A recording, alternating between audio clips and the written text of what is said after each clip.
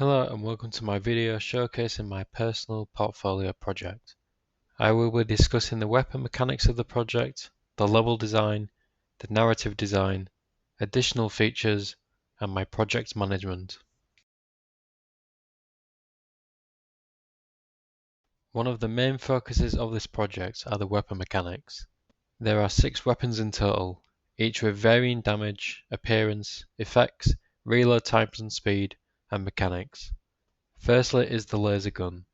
This weapon is the most standard of the 6 and simplifies the laser, which deals damage to the enemy. In addition, the enemies and player both have 100 health and the laser gun deals 20 damage with each hit.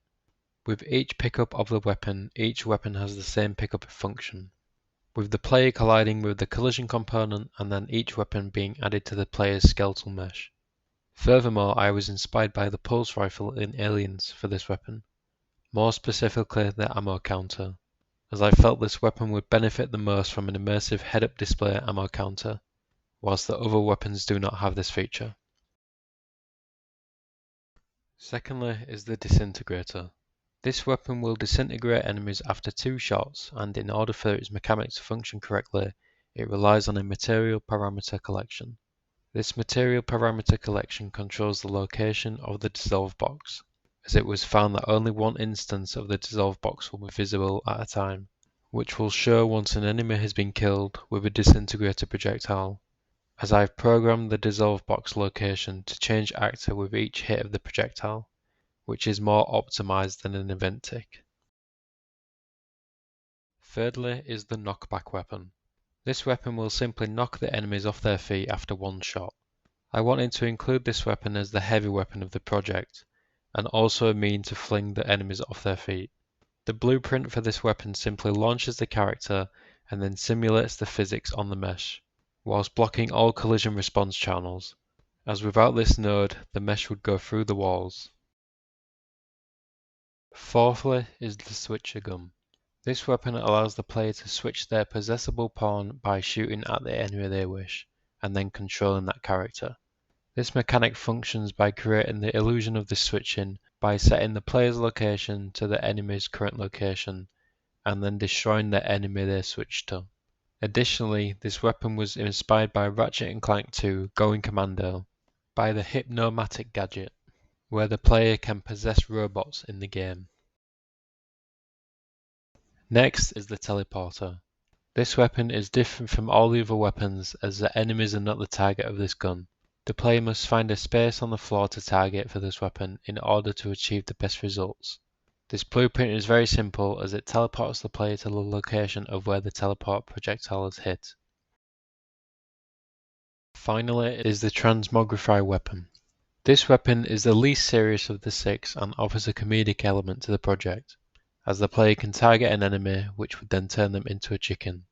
The blueprint for this mechanic firstly finds the nearest enemy actor in the level, and then sets the target location for the lightning to locate, as the lightning stream will need a target location to find. This then applies damage to the actor and they will turn into a chicken, in which the chicken can also be disintegrated. This weapon was also inspired by Ratchet & Clank 2 Going Commando, with the Sheepinator, which can turn enemies into sheep. The other main focus of this project is the level design. I incorporated many different level design theories and principles in this prototype, with theories and principles such as color theory through lighting, green and red lights were placed in the level to guide the player, backtracking, forcing the player to backtrack through the level when they collect a key card and must backtrack to the correct door, dead ends, which were placed at certain points on the level, breaking the grid. This section breaks the grid within the level. Affordances, in the form of the doors with the keycard scanner. Denying affordances, in the form of the locked doors. Fake junction trick, with some corridors having a dead end to them.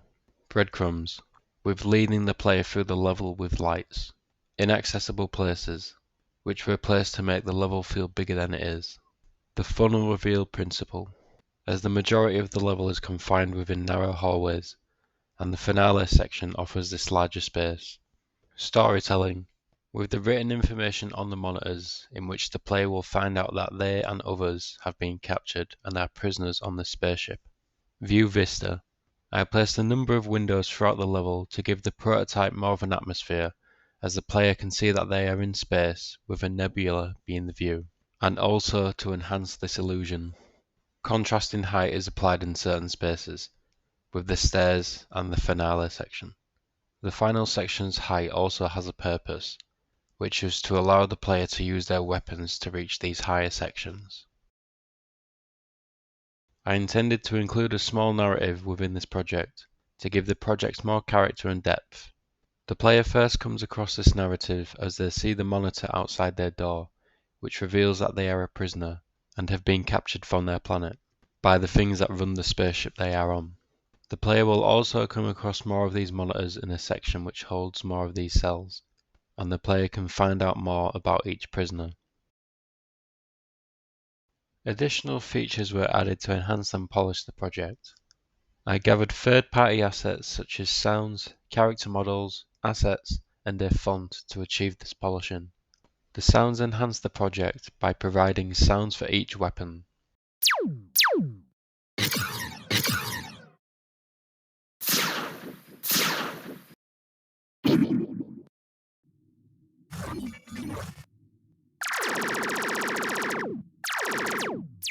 Additionally, an ambient sound automatically plays which enhances the illusion of the spaceship's engines.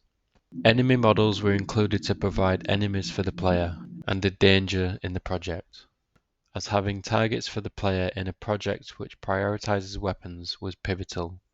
Assets such as monitors, the weapons themselves, an asset pack, and key cards gave the project a more polished look, as I did not want the project to have a basic blockout appearance. The font is used on the monitors outside some of the doors to push the narrative of the project, with information such as the prisoner number, date captured, and location captured. Furthermore, the player has regenerative health. I chose to implement this feature as I wanted the player to imagine they are wearing a futuristic spacesuit which heals the player as damage is taken. This feature works by having a custom event which runs the code instead of having the event running every frame, as widget bindings will run every frame, which will have a hit on the performance of the prototype. The nodes then set the character's health as a percentage by having to divide their health by 100, since the percent bars in Unreal Engine have a max value of 1. I also implemented weapon widgets to show the player a silhouette of the weapon they can pick up. This widget works off a collision box, which will then play the widget animation once the player is inside the box. I created this animation by having simple image lines that expand and shrink during the animation, and then increasing the opacity of the silhouette. For this project I had used Hack and Plan to manage the tasks. At the beginning of the project I had created a list of each task I would need, and then set out in the creation of the weapon mechanics first, as I found these to be the centerpiece of the prototype.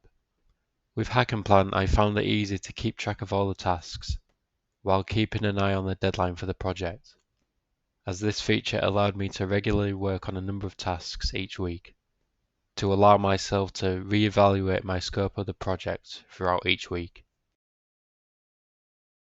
From this project I feel that I have gained more experience in creating mechanics and levels. I enjoyed creating this prototype and hope to develop it even further in the future, as I believe I can develop it into a more immersive experience with more polished features. Thank you for watching.